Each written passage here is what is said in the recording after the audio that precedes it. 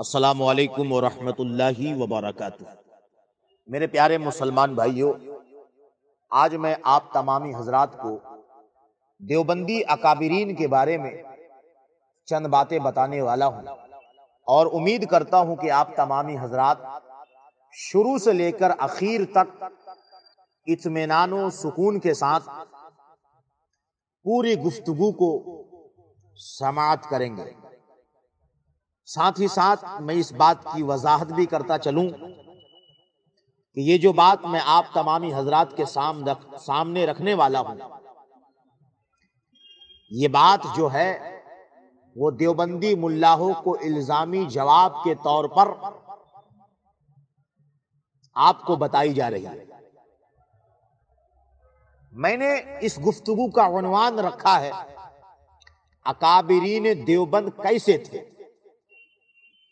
محترم حضرات، اکابرین دیوبند کیسے تھے، جواب کے طور پر چند مثالیں آپ حضرات کو دی جا رہی ہے، جس سے آپ حضرات خود اندازہ لگا سکتے ہیں کہ اکابرین دیوبند کیسے تھے۔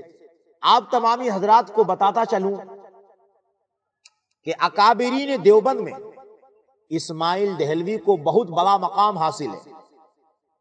اس کا اندازہ آپ حضرات اس بات سے لگا سکتے ہیں کہ اسماعیل دہلوی کی کتاب تقویت الایمان ان دیوبندیوں کے نزدیک عین اسلام ہے، نعوذ باللہ۔ دلیل کے طور پہ آپ ملاحظہ کیجئے، فتاوی رشیدیہ صفحہ نمبر 219، ایمان اور کفر کے مسائل کا بیان، ناشر دارالاشاعت کراچی۔ محترم حضرات، تو یہ کتاب اسماعیل دہلوی کی تقویت الایمان ان دیوبندیوں کے نزدیک کیا ہے؟ عین اسلام۔ جبکہ اس کتاب تقویت الایمان نے ہندوستان کی سرزمین سے امن و شانتی کو تار تار کر دیا، اور خاص کر مسلمانوں کے گھر گھر میں اس کتاب نے وہ فساد، افتراق، انتشار پیدا کر دیا جس کی مثال تاریخ ہند میں آج تک نہیں ملتی۔ اور اسماعیل دہلوی نے اس بات کا خود اعتراف بھی کیا تھا کہ اس کتاب یعنی تقویت الایمان کی اشاعت سے شورش ہوگی، یعنی جھگڑے پیدا ہوں گے۔ دلیل کے طور پہ آپ دیوبندیوں کی کتاب ارواح ثلاثہ یعنی حکایات اولیاء صفحہ نمبر 68، حکایت نمبر 42، کتب خانہ نعیمیہ دیوبند کو دیکھ سکتے ہیں کہ خود دیوبندی مولوی نے یہ بات لکھی ہے کہ اسماعیل دہلوی کو خود اس بات کا اعتراف تھا کہ اس کتاب کی اشاعت سے شورش ہوگی، جھگڑے ہوں گے۔ اور پھر کہتا ہے اسماعیل دہلوی کہ لڑ بھیڑ کر کے لوگ جو ہیں پھر ٹھیک ہو جائیں گے۔ تو ہندوستان میں لوگ لڑ بھیڑ تو گئے، مگر آج تک لڑ رہے ہیں، اور یہ لڑائی تھمنے کا نام نہیں لے رہی ہے۔ تو اس کتاب نے ہندوستان میں جھگڑا، فتنہ، فساد برپا کیا۔ بہرحال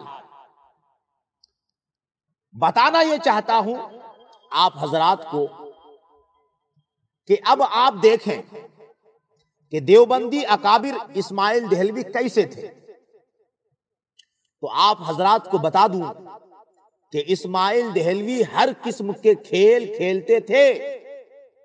ہاں، ہر قسم کے کھیل کھیلتے تھے، یہاں تک کہ پتنگ بھی اڑاتے تھے۔ حد تو یہ ہے کہ شطرنج بھی کھیلتے تھے۔ جی ہاں میرے بھائی، دلیل کے طور پہ دیوبندی کتاب ملاحظہ کریں، اور دیوبندی کی عبارت بھی آپ پہلے سن لیں۔ دیوبندی مولوی نے اپنے اکابر اسماعیل دہلوی کے کھیل کی کہانی لکھی خود کی زبانی۔ چنانچہ اسماعیل دہلوی کے بارے میں لکھا، اور کھیل بھی ہر قسم کا کھیلتے تھے۔ کون؟ اسماعیل دہلوی۔ پتنگ بھی اڑاتے تھے۔ کون؟ اسماعیل دہلوی۔ شطرنج بھی کھیلتے تھے۔ کون؟ اسماعیل دہلوی۔ حوالہ یاد کیجئے، ارواح ثلاثہ یعنی حکایات اولیاء، صفحہ نمبر 77، حکایت نمبر 52، کتب خانہ نعیمیہ دیوبند۔ اسی طرح اسماعیل دہلوی دوسرے کو چھیڑا بھی کرتے تھے۔ ہاں میرے بھائی، اسماعیل دہلوی دوسرے کو چھیڑا بھی کرتے تھے۔ چنانچہ دیوبندی مولوی نے اپنے اکابر اسماعیل دہلوی کے چھیڑا چھیڑی کی کہانی لکھی اپنی زبانی۔ چنانچہ اسماعیل دہلوی کے تعلق سے دیوبندی مولوی نے لکھا، مولوی وجیہ الدین صاحب بھی مولانا اسماعیل صاحب کے ساتھ جہاز میں تھے اور دونوں مل کر حاجیوں کے لیے آٹا پیسا کرتے تھے۔ آٹا پیستے ہوئے مولانا یعنی اسماعیل دہلوی ان کو یعنی مولوی وجیہ الدین کو چھیڑا کرتے تھے۔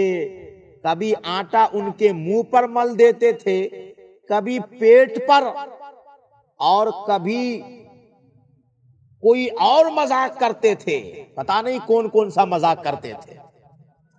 حوالہ یاد کیجئے، کتاب کا نام ارواح ثلاثہ یعنی حکایات اولیاء، صفحہ نمبر 65، حکایت نمبر 40، کتب خانہ نعیمیہ دیوبند۔ میرے بھائیوں،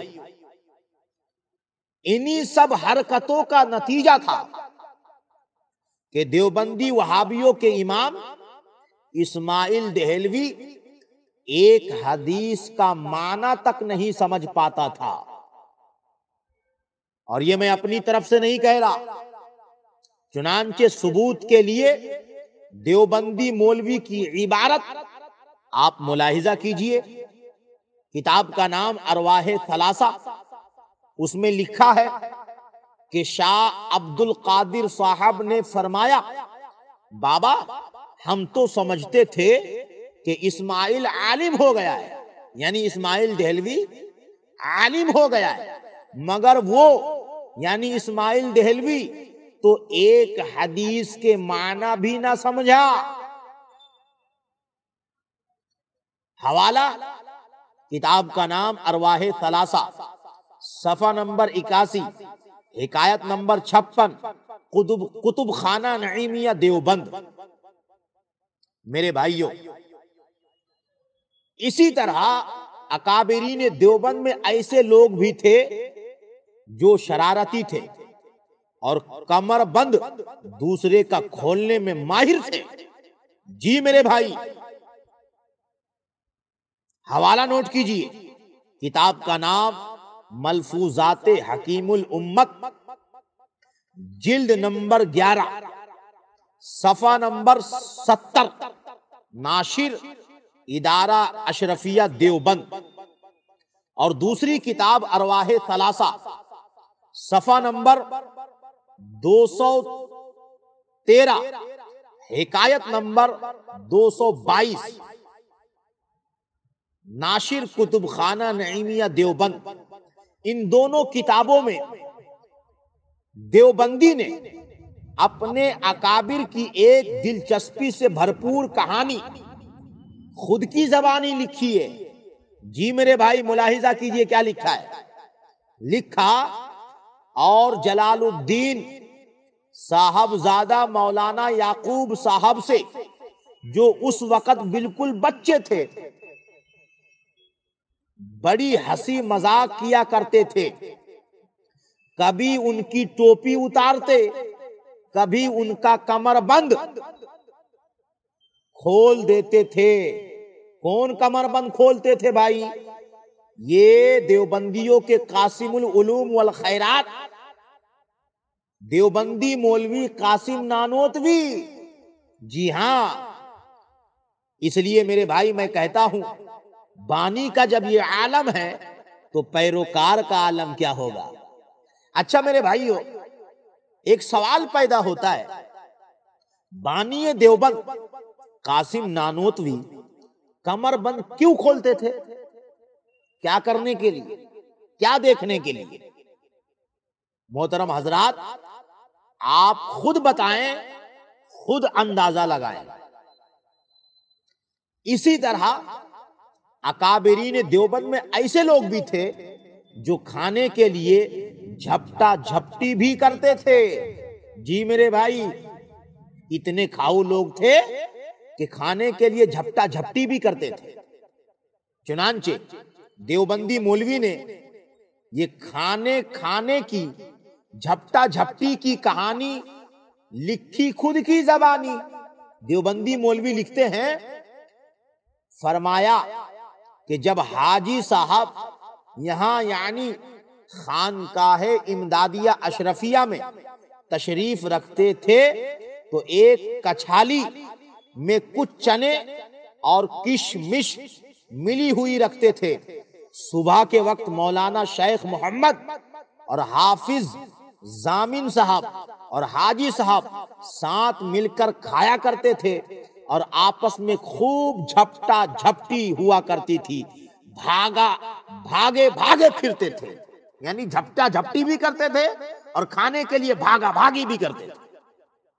حوالہ نوٹ کیجئے، ملفوظات حکیم الامت، صفحہ نمبر 70، جلد نمبر 11، ناشر ادارہ اشرفیہ دیوبند۔ اسی طرح اکابرین دیوبند میں ایسے لوگ بھی تھے جو جوتیاں چوری کر لیا کرتے تھے۔ جی ہاں، جوتیاں چوری کر لیا کرتے تھے اور جوتی چوری کر کے چھپا دیا کرتے تھے۔ چنانچہ دیوبندی مولوی نے اپنے اکابر کی چوری کی کہانی لکھی خود کی زبانی۔ دیوبندی مولوی صاحب لکھتے ہیں، فرمایا کہ ایک مرتبہ شاہ عبد العزیز کا واز ہو رہا تھا کہ مولانا اسماعیل آئے۔ دیکھ رہے ہیں یہ کس کی بات چل رہی ہے؟ دیوبندیوں کے اکابر اسماعیل دہلوی کی۔ کہتے ہیں کہ مولانا اسماعیل آئے اور سب جوتیاں لے کر سقایا میں ڈال دیے، سقایا میں ڈال دیا۔ حوالہ ملفوظات حکیم الامت، جلد نمبر 11 اور صفحہ نمبر ہے 73۔ محترم حضرات، آپ آگے سماعت کریں کہ اکابرین دیوبند میں ایسے لوگ بھی تھے جو چپل چور بھی تھے۔ اکابرین دیوبند میں ایسے بھی لوگ تھے جو اپنے ماما کی رکابی میں، یعنی اپنے ماموں کی رکابی میں کتے کا پلہ ڈال دیا کرتے تھے۔ جی میرے بھائی، ہاں یہ بالکل صحیح بات، کتے کا پلہ اپنے ماموں کی رکابی میں ڈال دیا کرتے تھے، پلیٹ میں۔ اکابرین دیوبند میں ایسے لوگ بھی تھے کہ اپنے ہی بھائی کے سر پر پیشاب کرتے تھے۔ اکابرین دیوبند میں ایسے لوگ بھی تھے جو پہلے علم حاصل کرتے تھے پھر بھول جایا کرتے تھے۔ چنانچہ دیوبندی مولوی نے خود ہی لکھا اپنے اکابر کی چوری کی کہانی خود کی زبانی۔ دیوبندی مولوی صاحب لکھتے ہیں، فرمایا ایک مرتبہ میرٹھ میں میاں الہی بخش صاحب مرحوم کی کوٹھی میں جو مسجد تھی، سب نمازیوں کے جوتے جمع کر کے اس کے شامیانہ پر پھینک دیے۔ نمازیوں میں گل مچا کہ جوتے کیا ہوئے۔ آپ نے دیکھا، جوتے چوری کیا اور جوتی چوری کر کے جو ہے پھینک دیا۔ حوالہ نوٹ کیجئے، ملفوظات حکیم الامت، جلد نمبر 4، صفحہ نمبر 261، ملفوظ نمبر 345، ناشر ادارہ اشرفیہ دیوبند۔ محترم حضرات، آپ کو یاد ہے اس سے قبل بھی آپ حضرات کو بتا آیا ہوں کہ اکابرین دیوبند جوتی چوری کر کے چھپا دیا کرتے تھے، جیسا کہ اسماعیل دہلوی۔ اب یہ دوسرا جوتا چور تھا اکابرین دیوبند میں سے۔ اب دوسرا حوالہ بھی ملاحظہ کر لیجئے۔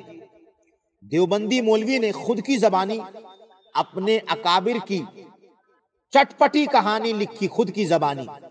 دیوبندی مولوی صاحب لکھتے ہیں، ہماری سوتیلی والدہ کے بھائی بہت ہی نیک اور سادہ آدمی تھے۔ والد صاحب نے ان کو ٹھیکہ کے کام پر رکھ چھوڑا تھا۔ ایک مرتبہ کمریٹ سے گرمی میں بھوکے پیاسے پریشان گھر آئے اور کھانا نکال کر کھانے میں مشغول ہو گئے۔ گھر کے سامنے بازار میں نے یعنی دیوبندیوں کے حکیم الامت اشرف علی تھانوی کہتے ہیں کہ میں نے سڑک پر ایک کتا کا پلہ چھوٹا سا پکڑ کر یعنی کتے کا بچہ چھوٹا سا پکڑ کر گھر آ کر ان کی دال کی رکابی میں رکھ دیا، یعنی اپنے ماموں کے دال کی رکابی میں دال والی پلیٹ میں رکھ دیا۔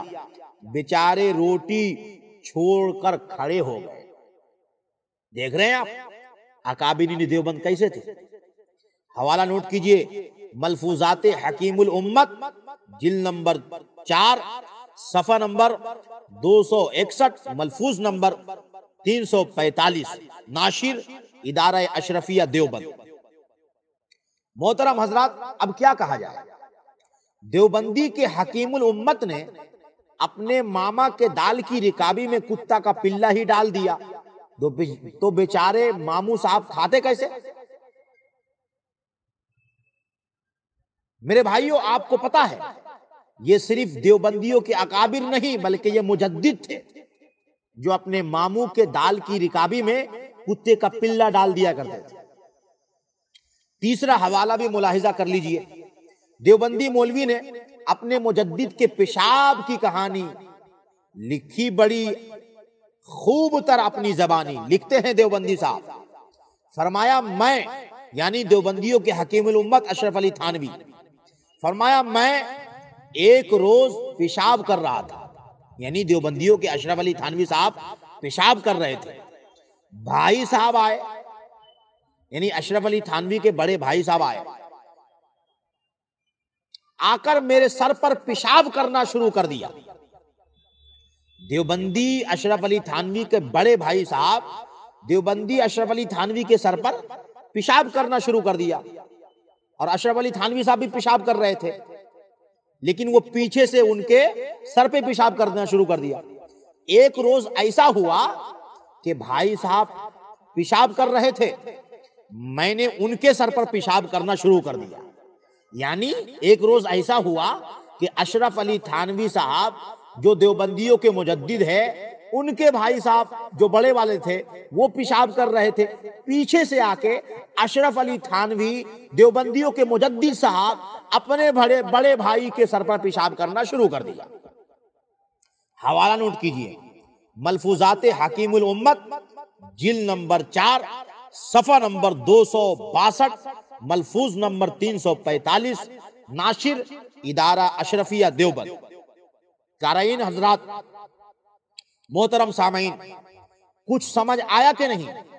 بات یہ ہوئی کہ دیوبندی مجدد کے سر پر دیوبندی مجدد کے بھائی نے پیشاب کی، اور غصے میں آ کر بدلہ لینے کے لیے دیوبندی مجدد حکیم الامت اشرف علی تھانوی نے اپنے بھائی کے سر پر بھی پیشاب کر دی۔ میرے بھائیوں، دیوبندیوں کے حکیم الامت جو ہے، جن کو دیوبندی مجدد کہتے ہیں، وہ تو بقول دیوبندیوں کے عالم تھے، مگر بعد میں جاہل ہو گئے تھے، سب بھول گئے تھے۔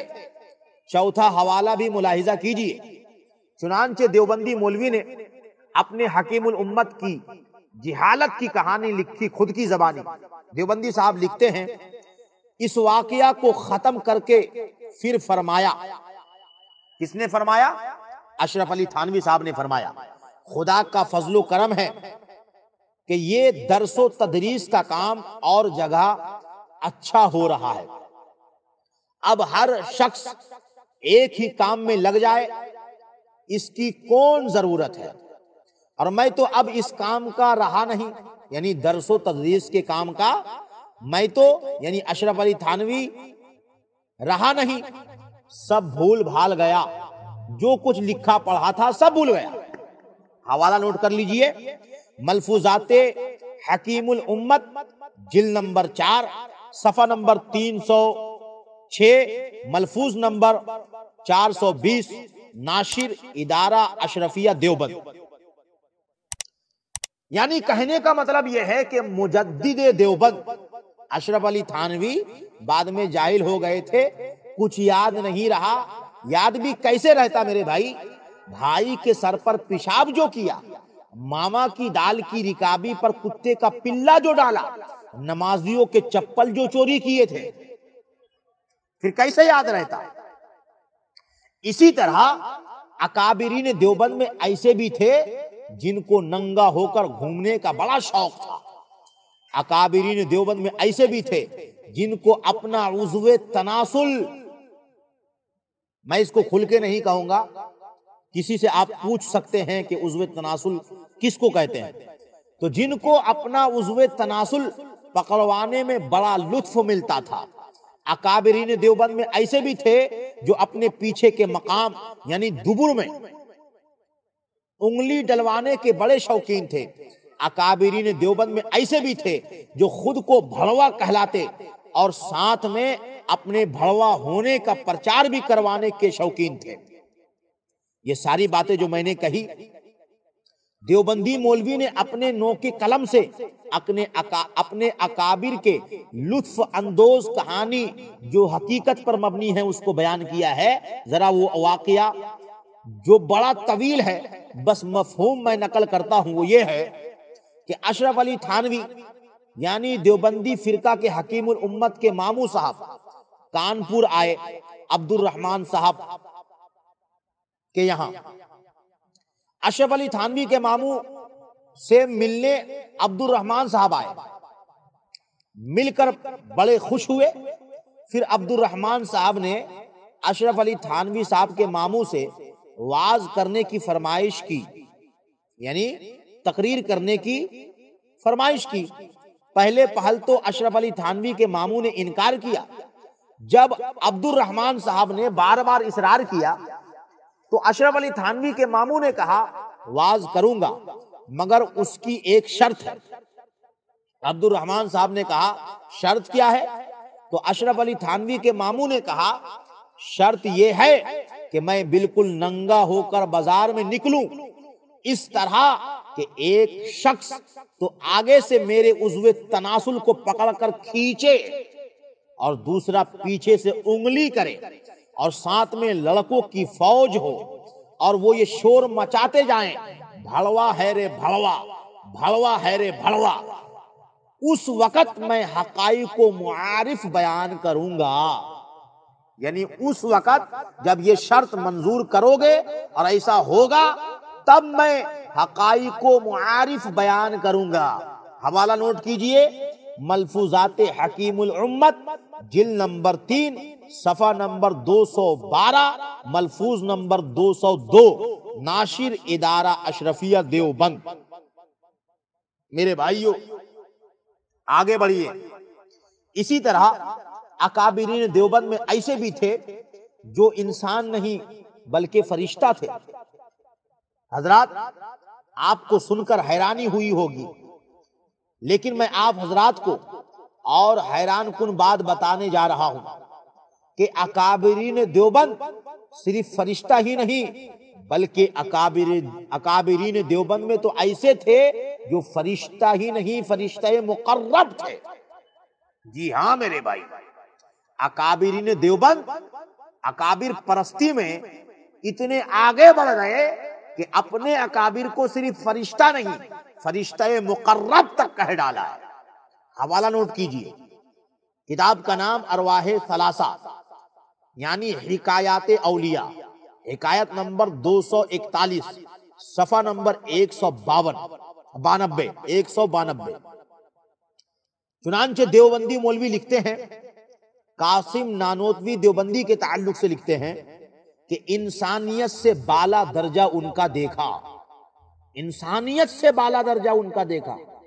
اب انسانیت سے بالا درجہ کیا ہے بھائی؟ تو کہتے ہیں کہ انسانیت سے بالا درجہ ان کا یعنی قاسم نانوتوی کا دیکھا وہ شخص ایک فرشتہ مقرب تھا جو انسانوں میں ظاہر ہوا تھا۔ فرشتہ مقرب تھا جو انسانوں میں ظاہر ہوا ہے۔ قارئین حضرات، آپ کو یاد ہے یہ وہی قاسم نانوتوی ہے جو شرافت کی حد پار کر کے دوسرے کا کمر بند کھولتے ہیں۔ یہ وہی قاسم نانوتوی ہے جو خود کو کتا کہتے ہیں، جو کہ اصول ساجد دیوبندی پاکستانی سے انسان کہلانے کے بھی لائق نہیں، لیکن یہاں دیکھا آپ حضرات نے، وہی کمر بند کھولنے والا، خود کو کتا کہنے والا فرشتہ مقرب ہو گیا۔ اسی طرح آپ آگے سنیے، اکابرین دیوبند میں ایسے بھی تھے جو گنوار تھے یعنی جاہل، اور اکابرین دیوبند میں ایسے بھی تھے جو بالکل کالے کلوٹے یعنی بھینسے تک تھے۔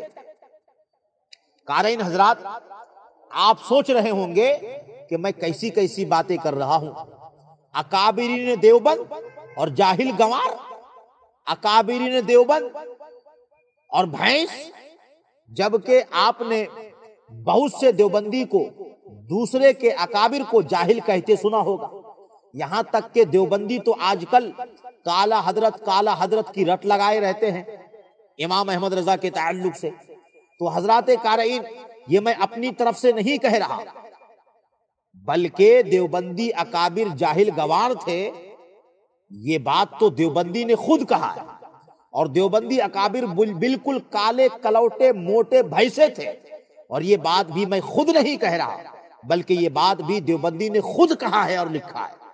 چنانچہ دیوبندی مولوی نے خود کے قلم سے اپنے اکابر کی خوبی بیان کی اور لکھا۔ لکھتے ہیں دیوبندی مولوی صاحب، نانوتوی اور فیض الحسن یہ دونوں ہم عصر تھے اور بہت ہی بے تکلف تھے۔ ایک دفعہ انہوں نے یعنی فیض الحسن دیوبندی نے غایت بے تکلفی میں ہم عصرانہ طریق پر نانوتوی کو یعنی قاسم نانوتوی کو فرمایا، بے جا گوار کے لونڈے، کیا فرمایا؟ بے جا گوار کے لونڈے، تجھے ان چیزوں یعنی علوم سے کیا واسطہ، تو جا کر ہل جوت کھیتی کر۔ اس کے جواب میں قاسم نانوتوی یعنی قاسم نانوتوی نے ہنس کر فیض الحسن دیوبندی سے کہا، ایک بھینسا تو موجود ہے یعنی فیض الحسن بھینسا، دوسرا ہو جائے گا تو ہل جڑے گا۔ حوالہ نوٹ کیجئے، کتاب کا نام ارواح ثلاثہ یعنی حکایات اولیاء، حکایت نمبر 242، صفحہ نمبر 192، ناشر کتب خانہ نعیمیہ دیوبند۔ میرے بھائیوں، کچھ بات سمجھ میں آئی کہ نہیں؟ دیوبندی اکابر جاہل ہے، گوار ہے، اور یہ فضول میں دوسرے کو جاہل کہتے ہیں۔ دوسری بات، دیوبندی اکابر کالے کلوٹے ہیں، یہاں تک کہ بھینسے ہیں۔ اسی بنا پر دیوبندی اپنے اکابر فیض الحسن کو کالا حضرت بول کر پکارتے رہتے ہیں۔ پھر دیوبندی اپنے کالا حضرت فیض الحسن کو چھپانا چاہتے ہیں، اس لیے تو کالا حضرت دوسرے کو بولتے ہیں۔ کچھ تو ہے جس کی پردہ داری ہے، ہم نے اس پردے کو چاک کر دیا الحمدللہ۔ اسی طرح اکابرین دیوبند میں ایسے بھی اکابر تھے جو جاہل تھے، اور صرف جاہل ہی نہیں بلکہ اکابرین دیوبند تو اجہل تھے۔ جی ہاں، چنانچہ دیوبندی مولوی خود لکھتے ہیں اپنے حکیم الامت اشرف علی تھانوی کے بارے میں، اور بقول دیوبندی مولوی اشرف علی تھانوی خود اپنے بارے میں کہتے ہیں، کیا کہتے ہیں سماعت کیجئے، رہا جاہل ہونا اس کا البتہ میں اقرار کرتا ہوں، یعنی اشرف علی تھانوی کہتے ہیں رہا جاہل ہونا اس کا البتہ میں اقرار کرتا ہوں، یعنی میں جاہل ہوں اس کا اقرار کرتا ہوں کہ میں جاہل بلکہ اجہل ہوں۔ حوالہ اکابر دیوبند کیا تھے، مصنف تقی عثمانی دیوبندی، صفحہ نمبر 33۔ ایک اور حوالہ نوٹ کریں، کتاب کا نام اکابر کا مقام تواضع، صفحہ نمبر 200، اور ناشر ہے ادارہ اسلامیات کراچی لاہور۔ اشرف علی تھانوی نے خود کہا ہے کہ میرے اندر علم ہے نہ عمل نہ کوئی کمال۔ قارئین حضرات ملاحظہ کیا آپ حضرات نے، اشرف علی تھانوی جس کو دیوبندی حضرات اپنا مجدد مانتے ہیں، وہ خود کہہ رہے ہیں کہ ان کے پاس نہ علم ہے نہ عمل نہ کوئی کمال۔ اسی طرح اکابرین دیوبند میں ایسے بھی تھے جو جوا بھی کھیلتے تھے، لوٹ مار بھی کیا کرتے تھے، رہزنی بھی خوب کرتے تھے۔ ثبوت ملاحظہ کرے، دیوبندی مولوی نے لکھا کہ حضرت مولانا حبیب الرحمان صاحب حضرت مولانا احمد علی سہارنپوری کے چھوٹے صاحبزادے تھے۔ کچھ آگے ان کے بارے میں لکھا، جوانی میں کوئی برائی ایسی نہیں تھی جو ان سے سرزد نہ ہوئی ہو، یعنی جوا بھی کھیلا، لوٹ مار بھی کی، رہزنی کی۔ پھر ایک جگہ لکھا ایک مرتبہ ایک بنیے سے قرضہ لیا، 20,000 روپیے دستاویز لکھ دی، 20,000 روپیہ قرضہ لیا، دستاویز لکھ دی، دستخط کر دیے، میعاد متعین ہو گئی۔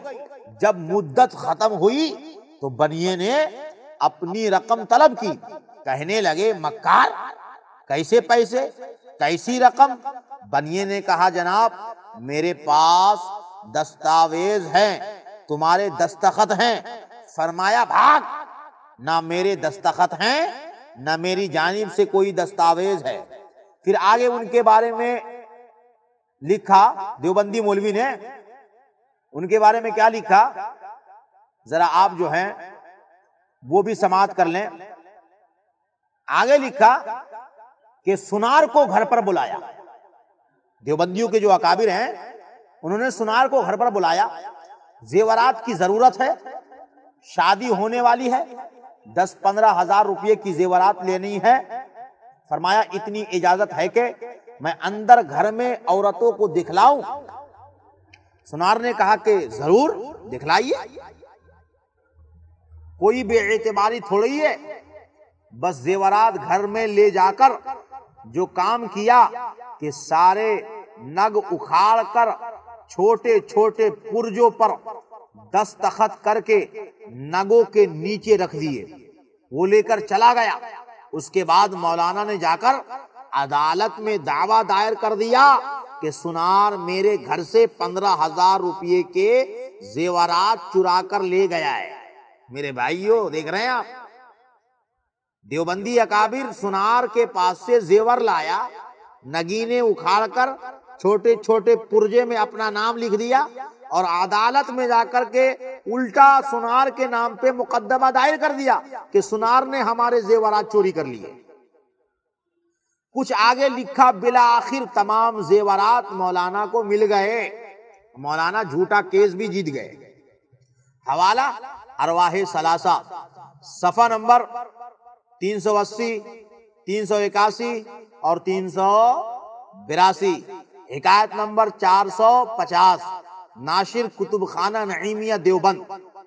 اسی طرح اکابرین دیوبند میں ایسے بھی تھے جن کے اندر ساری گندگی بھری ہوئی تھی۔ قارئین حضرات آپ پریشان ہوں گے کہ اکابرین دیوبند اور ان کے اندر ساری گندگی کیسے ہو سکتا ہے، آپ سوچ رہے ہوں گے نا، اور ساری گندگی بھری ہوئی تھی۔ اس کا صاف مطلب ہے کہ اکابرین دیوبند میں ایسے بھی تھے جو گندگی کے بھنڈار تھے۔ جی بالکل ایسا ہی ہے۔ حوالہ نوٹ کریں، کتاب کا نام اکابر کا مقام تواضع، صفحہ نمبر 76، ادارہ اسلامیات لاہور کراچی سے کتاب چھپی ہے۔ دیوبندی نے خود اپنے قلم سے لکھا ہے کہ ان کے اکابر کہا کرتے تھے کہ میں کیا ہوں، میرے اندر ساری گندگی بھری ہوئی ہے۔ میرے بھائیوں اسی طرح اکابرین دیوبند میں ایسے بھی تھے جو پخانہ کے اندر حقہ نوشی کرتے تھے اور رات میں اٹھ کر حقہ پیتے رہتے تھے، پخانہ کے اندر حقہ پیتے تھے۔ حوالہ نوٹ کریں، نقش حیات مکمل خود نوشت و سوانح حیات حسین احمد مدنی، حصہ اول، صفحہ نمبر 103۔ حسین احمد تانوی نے خود اپنے قلم سے اپنے والد صاحب کے بارے میں لکھا کہ والد صاحب مرحوم کو حقہ کی اس قدر عادت تھی کہ پخانے میں بھی حقہ لے جا کر لے کر جاتے تھے اور رات میں اٹھ اٹھ کر پیا کرتے تھے۔ میرے بھائی آپ بور تو نہیں ہو رہے؟ آگے سنیے۔ اسی طرح اکابرین دیوبند میں ایسے بھی تھے جو گالیاں اور بددعا دیا کرتے تھے۔ چنانچہ رشید احمد گنگوہی کے استاد محمد بخش جب حج کر کے واپس ہوئے تو لوگوں نے پوچھا کہ حضرات ہمارے لیے بھی دعا کی کہ نہیں؟ تو رشید احمد گنگوہی کے استاد محمد بخش نے جواب دیا لوگوں کو، ہاں گالیاں بھی دی تھی اور بددعا بھی کی تھی۔ حوالہ نوٹ کر لیں، تذکرۃ الرشید جلد نمبر 2 یعنی جلد نمبر 2 صفحہ نمبر 349، مصنف عاشق الہی بلند شہری، کتب خانہ اشاعت العلوم۔ قارئین حضرات، اب میں آپ حضرات کو بتاتا ہوں کہ اکابرین دیوبند میں بہت سے کتے بھی ہیں، اور چونکہ دیوبندی اصول ہے کہ جو خود کو کتا کہے وہ انسان تک کہلانے کے لائق نہیں رہتا، اس وجہ سے کہتا ہوں کہ اکابرین دیوبند میں ایسے بھی لوگ ہیں جو انسانیت سے خارج ہیں۔ میرے بھائیوں، پہلے دیوبندی عبارت ملاحظہ کریں، دیوبندی اصول ملاحظہ کریں۔ دیوبندیوں کا رسالہ نور سنت کا کنز الایمان نمبر کا صفحہ نمبر 44 ہے۔ اس میں دیوبندی مولوی ساجد خان، جو اپنے آپ کو نقشبندی کہتا ہے، جو اصل میں نسبندی ہے، اس نے ایک عنوان قائم کیا، آوارہ کتا۔ پھر اس دیوبندی مولوی نے امام احمد رضا خان علیہ رحمت الرضوان کا شعر نقل کیا، کوئی کیوں پوچھے تیری بات رضا، تجھ سے کتے ہزار پھرتے ہیں۔ پھر اس دیوبندی مولوی نے تبصرہ کرتے ہوئے لکھا کہ خان احمد رضا خان کو اپنے کتے ہونے کا اقرار، اولاد کے کتے ہونے کا یقین۔ پھر اس دیوبندی نے لکھا کہ جس آدمی کو انسان ثابت نہیں کیا جا سکتا، یہ رضا خانی اسے امام اہل سنت بنانے پر تلے ہوئے ہیں، الی آخرہ۔ نوٹ یاد رہے، اس دیوبندی رسالہ نور سنت کے کنز الایمان نمبر میں دیوبندی مولوی نجیب اللہ عمر، دیوبندی مولوی الیاس گھمن، دیوبندی مولوی منیر احمد اختر، دیوبندی مولوی ادریس قاسمی، رب نواز، ابو ایوب دیوبندی اور نام نہاد مفتی مجاہد، یہ سب دیوبندی مولویوں کے مضامین اور تائید و تصدیق ہے۔ گویا کہ یہ ان سب دیوبندی مولویوں کا اصول ہے کہ جو خود کو کتا کہے اس کو انسان تک ثابت نہیں کیا جا سکتا، بلکہ وہ آوارہ کتا ہے، وہ نہ انسان کہلانے کے لائق نہ امام بننے کے لائق۔ اب قارئین حضرات، میں آپ تمامی حضرات کے سامنے دیوبندیوں کے ایک نہیں انیک کتے کو پیش کرتا ہوں، اور پھر آپ دیکھیں کہ ان کے گھر میں کتنے کتے ہیں۔ دیوبندیوں کی گھر کی جب ہم نے تلاشی لی اور ان کے بڑے بڑے کتوں کو نکال کر ہم نے دیکھا تو بہت سارے کتے ملے۔ اب آپ کو ہم دکھاتے ہیں اور ان دیوبندیوں کو بتاتے ہیں کہ اپنے کتوں کی خبر لو، بیچارے دانا پانی کو ترس رہے ہیں، اور صرف کتوں نہیں بلکہ دیوبندیوں کے اکابر کالے کتے کو بھی نکال کر آپ حضرات کو دکھاتے ہیں۔ ملاحظہ کیجیے، دیوبندیوں کے اکابر میں سے ایک ہے جن کو یہ دیوبندی حضرت قریشی صدیقی کہتے ہیں، اور ان دیوبندیوں کے حضرت قریشی دیوبندی کہتے ہیں کہ میں کالا کتا اس پاک دیش کو کیسے ناپاک کروں۔ حوالہ نوٹ کر لیں، کتاب کا نام اکابر کا مقام تواضع، صفحہ نمبر 192، ناشر ادارہ اسلامیات کراچی۔ اب ہم دیوبندی رسالہ نور سنت کے تمام دیوبندی مولوی سے کہتے ہیں، دیکھ دیوبندی مولویوں تمہارے کالا کتا کو، صرف کتا نہیں بلکہ کالا کتا۔ اب بتاؤ دیوبندیوں کیا تمہارا یہ کالا کتا امام بننے کے لائق ہے؟ بتاؤ کیا تمہارے یہ کالے کتے نے خود کے کالے کتے ہونے کا اقرار کیا کہ نہیں؟ پھر یہ بھی بتاؤ تمہارے اس کالے کتے اکابر کو انسان ثابت کیا جا سکتا ہے تمہارے اصول سے؟ دوسری بات، دیوبندیوں کے اکابرین میں کتوں کی تعداد بہت زیادہ ہے۔ اگر آپ کو ان دیوبندیوں کے کتوں اکابرین کی تعداد دیکھنی ہو تو کتاب اکابر کا مقام تواضع کا ایک بار ضرور مطالعہ کریں۔ خیر، چلتے چلتے کچھ حوالے ملاحظہ کر لیں۔ دیوبندی اکابر خلیل احمد سہارنپوری نے رشید احمد گنگوہی سے کہا کہ میں اپنے آپ کو آپ کی روٹیوں پر پلنے والے کتوں سے بھی بدتر سمجھتا ہوں۔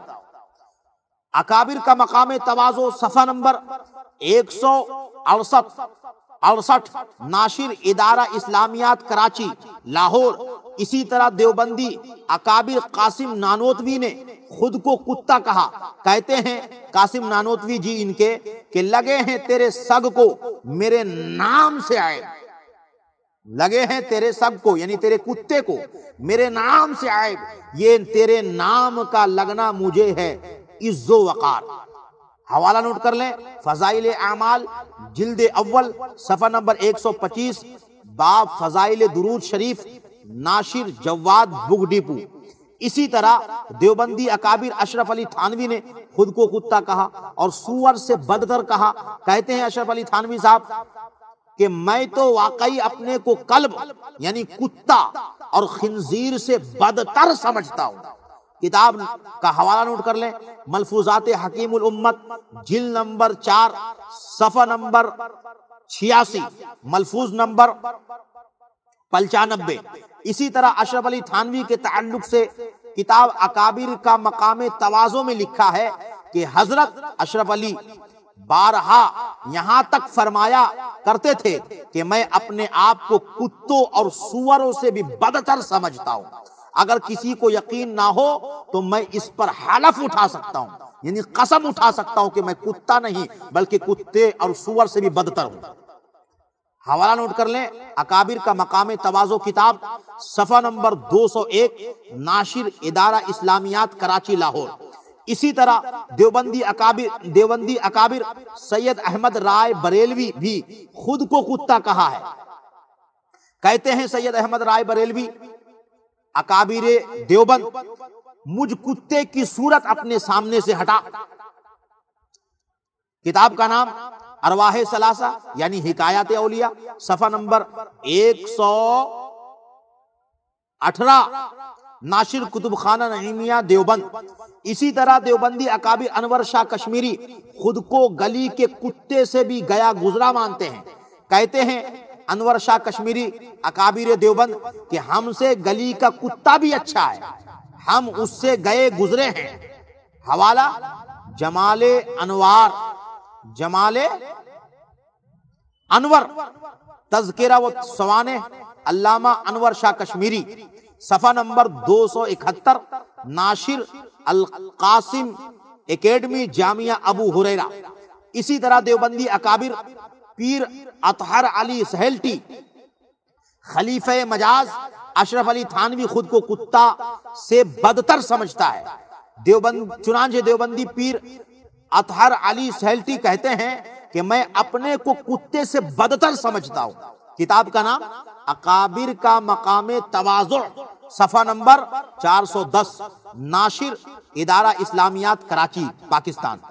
اب ہم دیوبندی مولویوں سے انہی کے اصول کے مطابق سوال کرتے ہیں۔ دیوبندی مولویوں غور سے سنو، بتاؤ جب تمہارے اصول سے خود کو کتا کہنے والا امام بنانے کے لائق نہیں تو کیا تمہارے یہ سارے اکابرین امام بنانے لائق ہے جنہوں نے خود کو کتا یہاں تک کہ کتا اور سور سے بدتر کہا؟